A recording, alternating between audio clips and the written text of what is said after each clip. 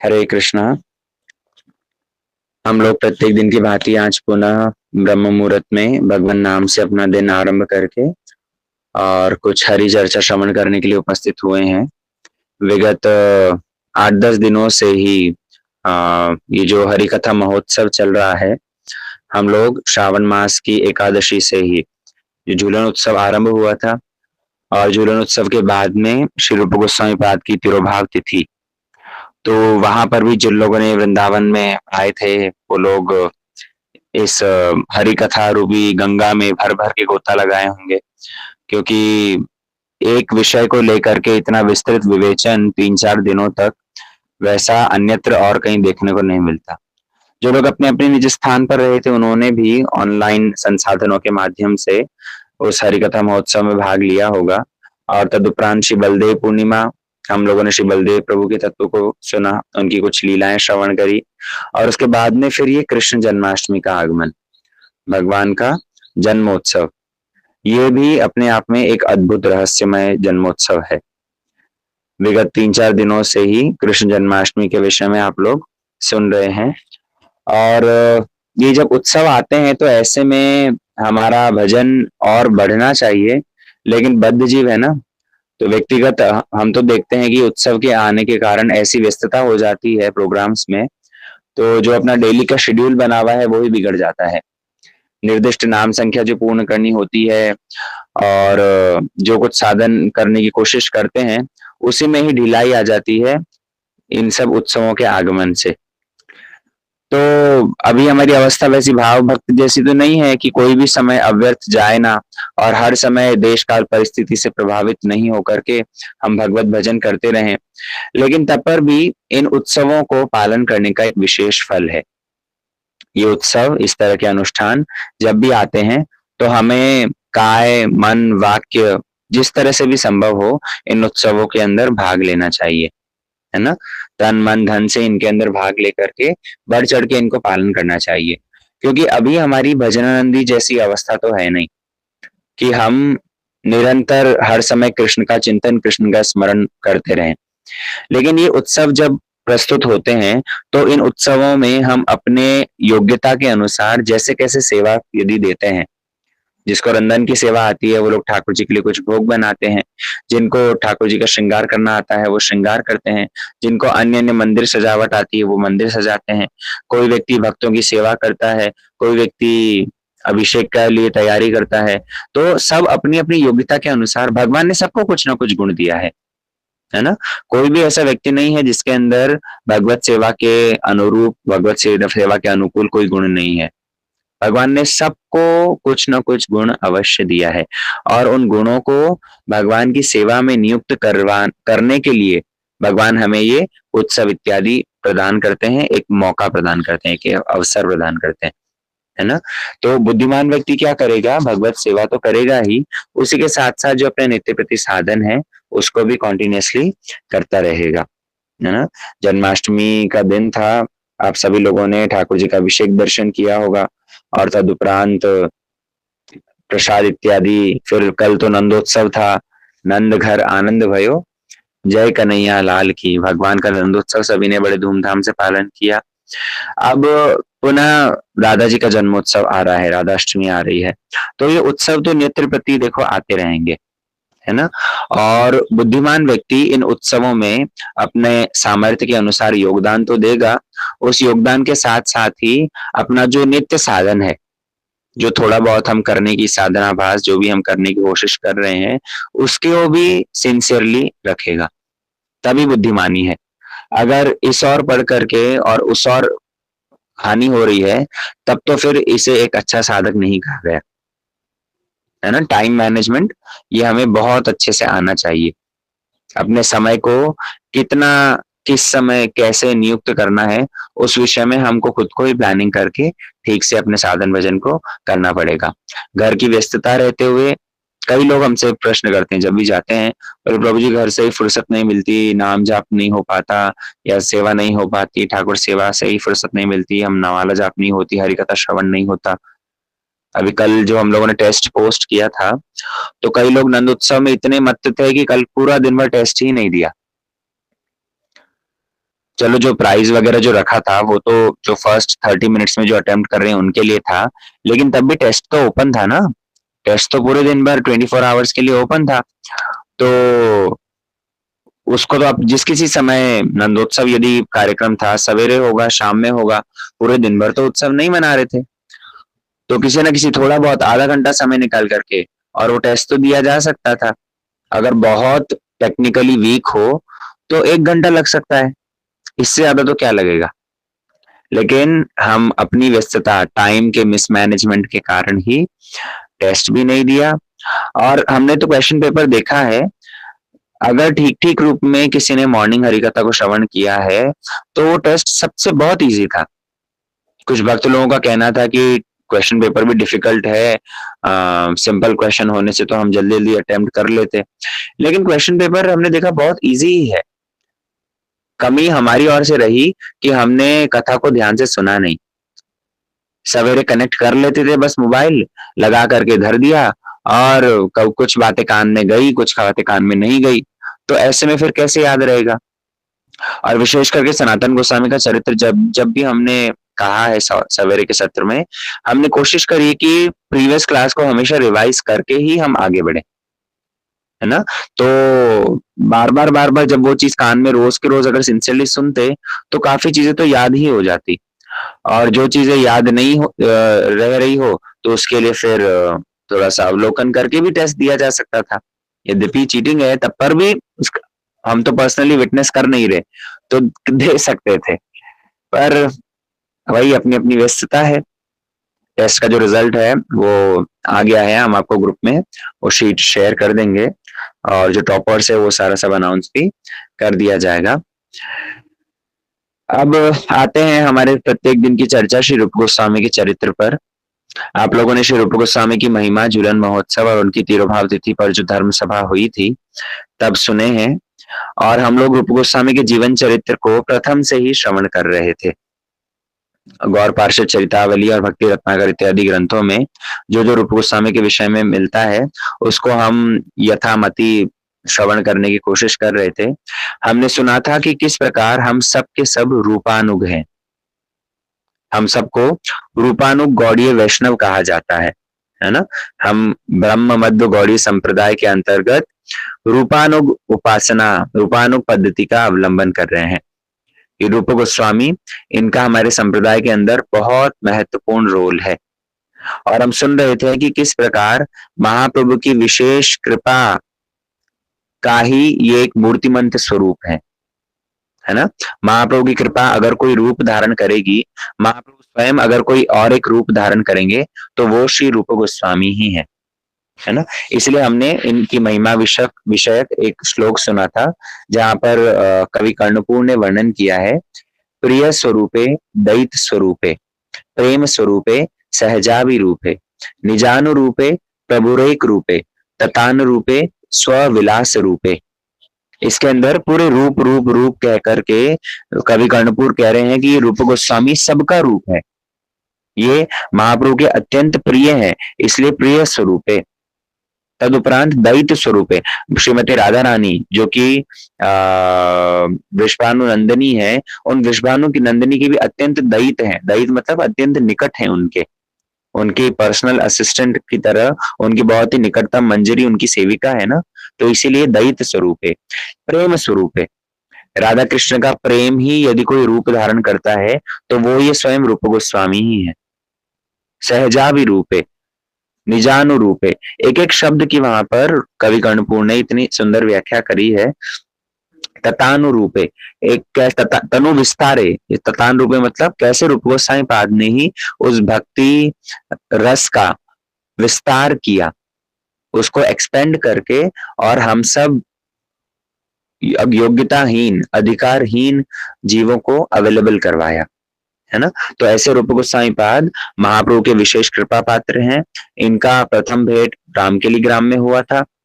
हमने सुना था विस्तार से कैसे रूप और सनातन ये दोनों के दोनों को मिलने के लिए ही महाप्रभु का रामकेली ग्राम में आगमन था।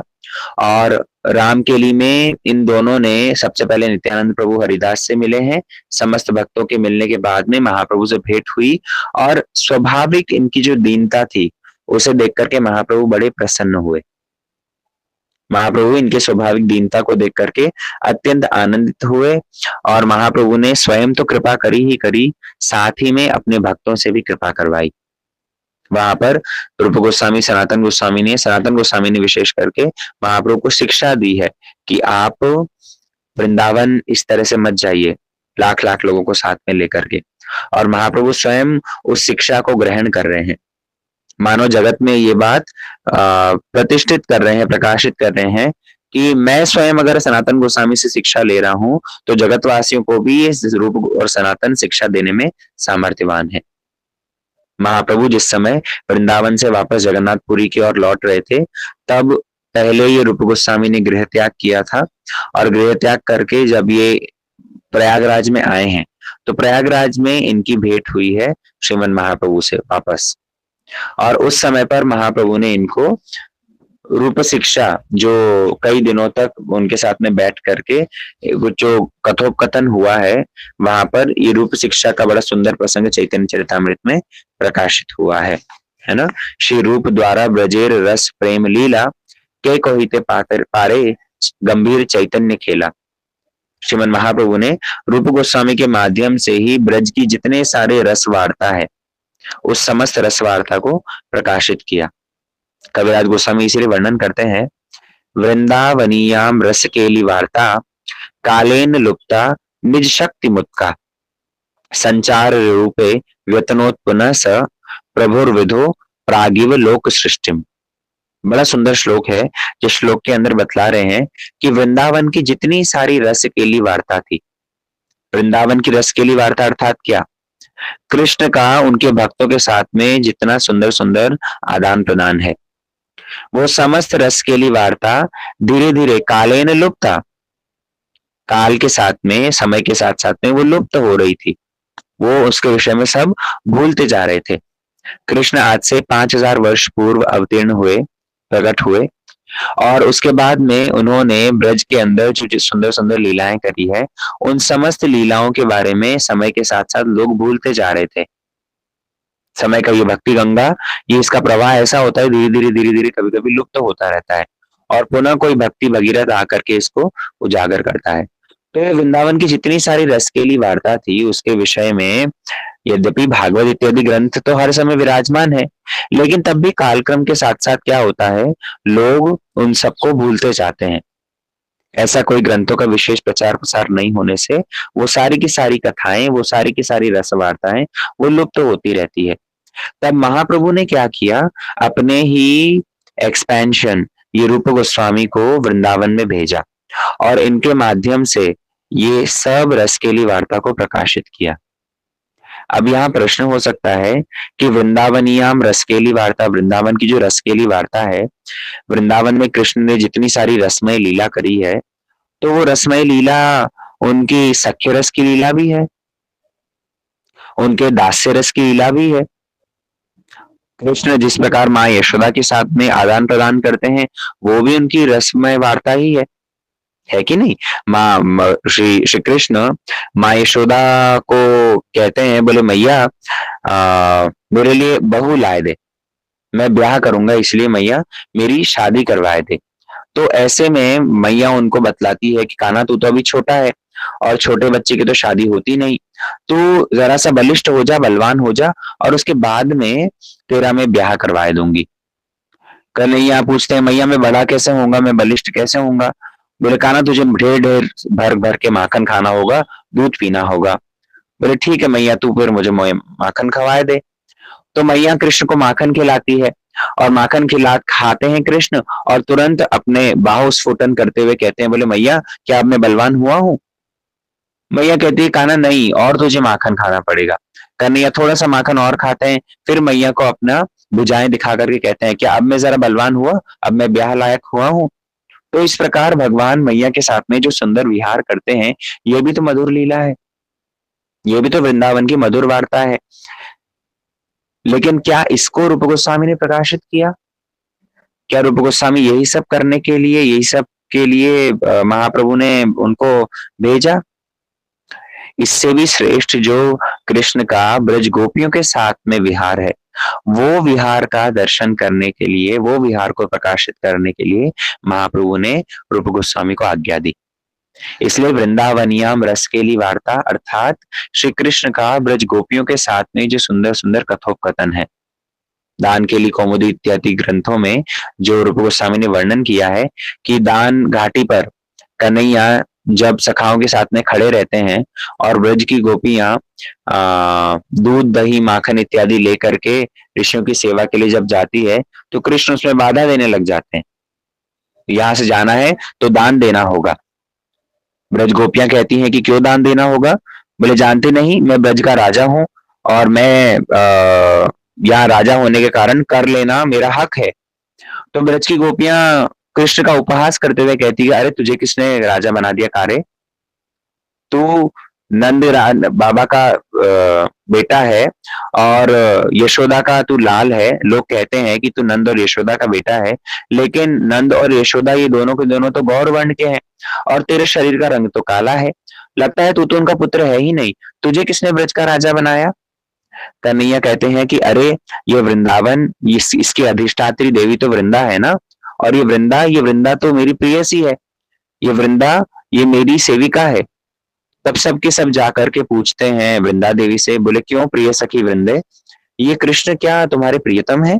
ये कृष्ण से तुम्हारा विवाह हुआ है? तुम इनकी सेविका हो? वृंदा देवी उस समय पर झड़क करके कहती है, बोले ये कृष्ण और मेरा प्रियतम, इस लंपट से, इस स्त्री लंपट से, इस चोर से भला कोई विवाह करेगा? बिल्कुल भी नहीं, मैं तो इससे बिल्कुल भी विवाह नहीं करूंगी। तब ऐसे में सब की सब गोपियां कृष्ण का उपहास करते हुए कहती है कि तुम ब्रज के राजा नहीं, ब्रज की रानी तो हमारी श्रीमती राधा जी है। इस तरह से वहां पर कृष्ण ब्रज गोपियों को आगे जाने से रोकते हैं। कृष्ण कहते हैं कि आगे जाना हो तो दान अवश्य देना पड़ेगा, दान दिए बिना जा नहीं सकते। तब कृष्ण जबरदस्ती वहां पर ब्रज गोपियों से जो दान लेते हैं, दान ब्रज गोपियां भी उनसे मधुर वार्ता के माध्यम से जो दान का अखंड मिश्री का आदान प्रदान होता है, ये रसकेली वार्ता को महाप्रभु रूप गोस्वामी के द्वारा प्रकाशित करवाना चाहते थे। इसलिए समय के साथ साथ में ये सारी वृंदावन की रसकेली वार्ता लुप्त हो रही थी।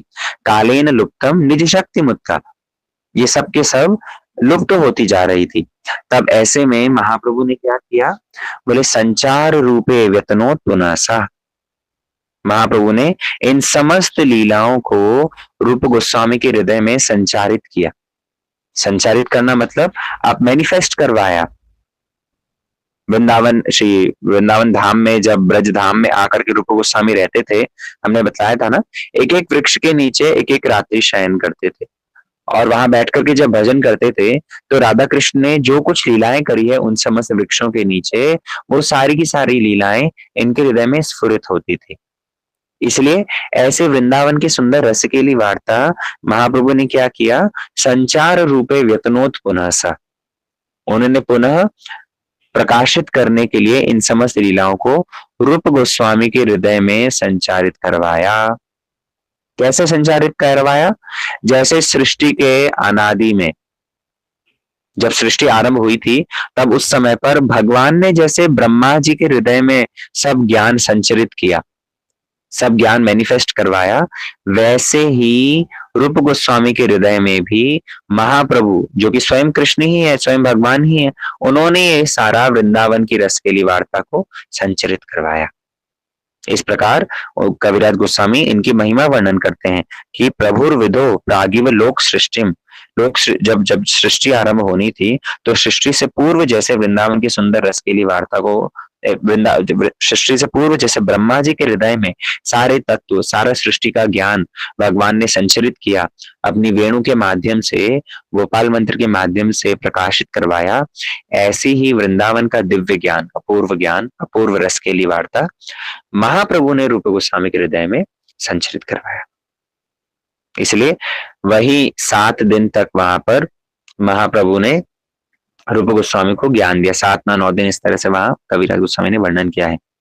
और जितना कुछ था भक्ति रस, तो ये एक समुद्र की भांति है, लेकिन महाप्रभु कहते हैं पारावार गभीर शून्य भक्ति रस सिंधु, तहां ते चखाए वो तुमा एक बिंदु।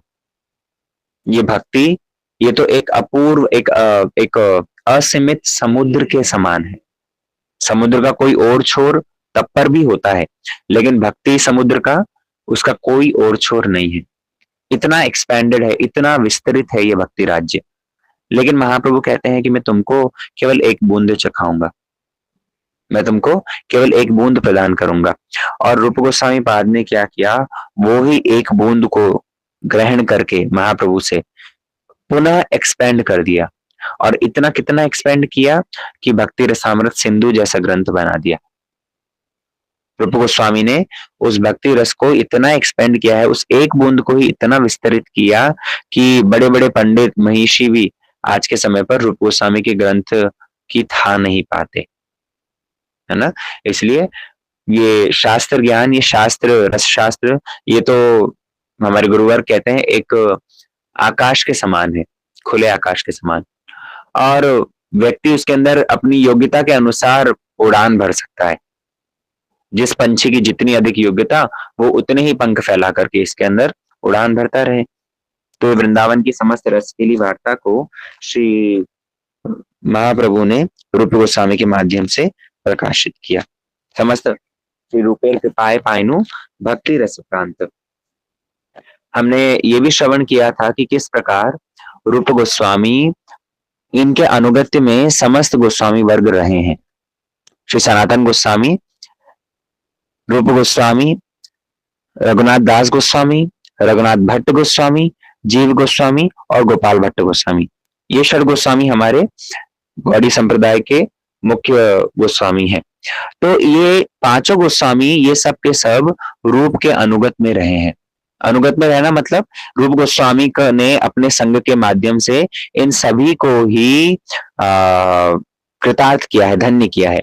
यद्यपि ये सबकी सब ही राधा जी की नित्य लीला में सबकी सब मंजरियां हैं, है ना, सबकी सब उनकी सेविकाएं हैं, लेकिन तब पर भी जब इस धराधाम पर आए हैं तो सभी ने ही रूपानुग होने का ये अभिमान बतलाया है।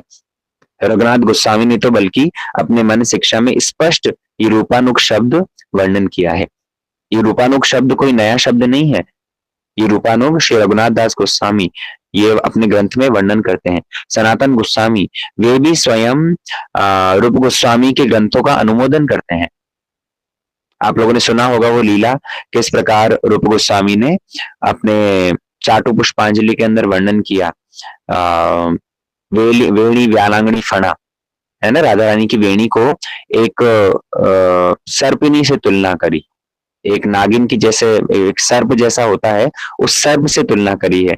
एक नागिन का सर्प, वो सर्प कैसा होता है, जैसे ऊपर से मोटा और नीचे से जैसे पतला होता हुआ आता है। तो राधा रानी की जो वेणी है, राधा रानी की जो चोटी है, वो चोटी भी बिल्कुल ऐसी ही है, बड़ी सुंदर उनके केश राशि है। इस प्रकार उन्होंने वर्णन किया है। तो सनातन गोस्वामी को जब ये तुलना जरा सी खराब लगी तो उन्होंने रूप गोस्वामी को संशोधन करने को कहा। लीला विस्तृत है, आप लोग जानते हैं। तो रूप गोस्वामी ने कहा ठीक है, मैं संशोधन कर दूंगा।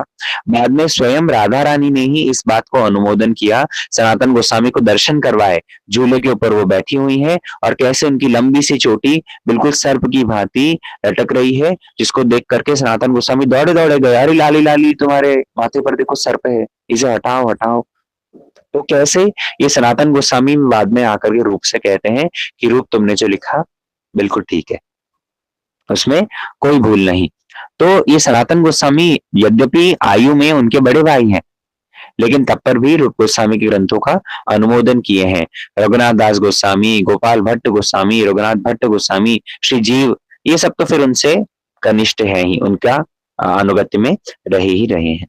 इसलिए हम लोगों ने विस्तार से सुना था कि कैसे ये षड गोस्वामी भी रूप गोस्वामी के अनुगत में ये सबके सब ब्रज में इन्होंने भजन किया है। और जिस समय महाप्रभु प्रयागराज में ये रूप गोस्वामी को रूप शिक्षा प्रदान करते हैं, रूप शिक्षा प्रदान करने के उपरांत महाप्रभु चले जाते हैं जगन्नाथपुरी। तो जब जगन्नाथपुरी जा रहे होते हैं तब ये रूप गोस्वामी महाप्रभु के साथ में जाने को कहते हैं कि मैं भी आपके साथ में चलूंगा। रूप गोस्वामी को महाप्रभु निषेध करते हुए कहते हैं कि तुम वृंदावन जाओ, वृंदावन दर्शन करने के उपरांत फिर मेरे पास में जगन्नाथपुरी आना। तो रूप गोस्वामी ने ऐसा ही किया। ये चले आते हैं अपने भाई अनुपम के साथ में वृंदावन। और वृंदावन 1 मास तक प्राय रहते हैं। 1 मास तक उन्होंने समस्त स्थानों में दर्शन करते हैं, भ्रमण करते हैं। तदुपरांत वापस ये जाते हैं गंगा के तट होते होते, गंगा के किनारे होते होते होते होते ये जाते हैं बंगाल। और बंगाल, क्योंकि इनकी इच्छा थी जगन्नाथपुरी जाने की, महाप्रभु के जितने सारे भक्त हैं वे हर साल बंगाल से जगन्नाथपुरी जाते थे। तो इन्होंने, रूप गोस्वामी ने सोचा कि मैं भी उन बंगाल के भक्तों के साथ में, गौड़ीय भक्तों के साथ में जगन्नाथपुरी चला जाऊंगा। लेकिन क्या हुआ है, जब रूप गोस्वामी पहुंचे हैं गौड़ देश में, तो वही गंगा के तट पर इनके जो भाई थे अनुपम, वो अनुपम ने शरीर छोड़ दिया।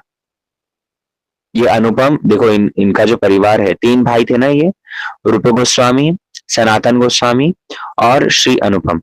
तो इसमें से रूप गोस्वामी और सनातन गोस्वामी, ये दोनों की दोनों तो महाप्रभु के परिकर, ये तो महाप्रभु कृष्ण भक्ति में थे। लेकिन इनके जो भाई थे श्री अनुपम, ये प्रभु रामचंद्र के भक्त थे। तो वहीं पर गंगा तट पर इन्होंने शरीर त्याग किया। इनको भगवान राम जी के लोक की प्राप्ति हुई थी, और इस कारण से रूप गोस्वामी जरा लेट हो गए थे। गौड़ देश के जो भक्त जगन्नाथपुरी जा रहे थे, उनके साथ में जा नहीं पाए। इसलिए रूप गोस्वामी क्या किए हैं, पीछे से पहुंचे हैं जगन्नाथपुरी, कुछ विलंब से पहुंचे हैं जगन्नाथपुरी। और जगन्नाथपुरी में भी जा करके रूप गोस्वामी महाप्रभु के पास सीधा सीधा नहीं गए, जगन्नाथ मंदिर में सीधा सीधा नहीं गए, ये चले गए थे हरिदास ठाकुर के पास में। आप लोग यदि जगन्नाथपुरी गए हैं, वहां पर सिद्ध बकुल स्थान है, वो सिद्ध बकुल में हरिदास ठाकुर रहते थे। तो वहीं पर ही ये रूप गोस्वामी गए थे।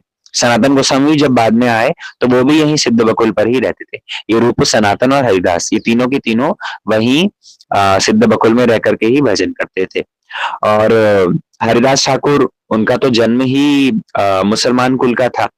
लेकिन रूप गोस्वामी, सनातन गोस्वामी, ये तो हमने सुना था इनका भारद्वाज, दक्षिण भारत के भारद्वाज गोत्रीय ब्राह्मण वंश में इनका जन्म हुआ था।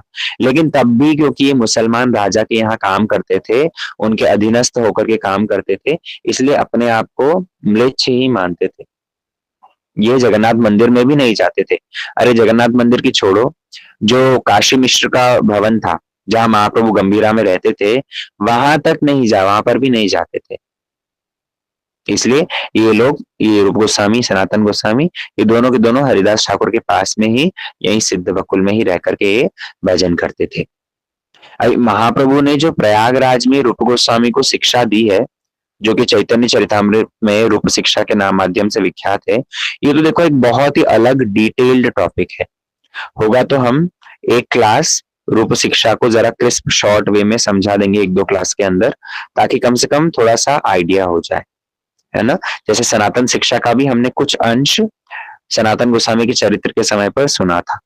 सनातन गोस्वामी के माध्यम से महाप्रभु ने संबंध तत्व को प्रकाशित किया था। रूप गोस्वामी के माध्यम से महाप्रभु ने ये अभिधेय तत्व को बतलाया, जीव के स्वरूप के विषय में बतलाया। बहुत ही डिटेल्ड टॉपिक है वो, लेकिन उसको 1-2 क्लासेस में हम कोशिश करेंगे जरा सा एक क्रिस्प उसका देने के लिए। फिर जिन लोग को और जानने की इच्छा होगी, वे स्वयं चैतन्य चरितामृत का अवलोकन करेंगे, और कभी होगा तो हम फिर विस्तार से ही ये रूप शिक्षा का ही पाठ करेंगे। ठीक है, अभी क्योंकि हम केवल मात्र रूप गोस्वामी का चरित्र सुन रहे हैं, इसलिए ये रूप शिक्षा को अल्प जरा स्पर्श करेंगे। इनके चरित्र को, इनका जो वैशिष्ट्य है, उसका जीवन चरित्र, उसके विषय में ही हमारी डिटेल्ड क्लासेस होंगी। ठीक है, आज के सत्र को हम लोग यहीं पर विश्राम देते हैं।